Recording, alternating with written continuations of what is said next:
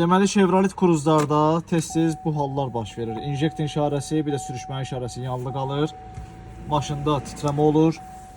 Diaqnostikaya salmışıq, babin aşıbqası verir. Çox vaxt elə babinin özündə problem olur. Bir də sveçaları orijinal olmayanda, sıradan çıxanda həmin xəta gəlir. Bu maşında problem nədir? Yağ yemə olduğuna görə sveçası pis vəziyyətə düşüb, amma problemin əsas səbəbi o deyil. Babin nə vaxtsa buraxıb kleyəliyiblər başından. Amma bu hissəsinə baxın. Görürsünüz necə çürüyüb. Yəni təzə babini verir qardaşım. Firma məhsulda, amma işləyir. 4-5 dəfə dəyişmişik, normal işləyib də yəni.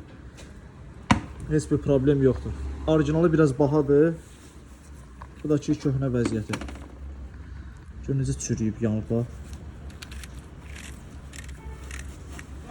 İnşallah bunu dəyişəcəyik, problem aradan qalxacaq. So, dəyişdik babini, maşın ideal vəziyyətdə işləyir. Parkovkaya at.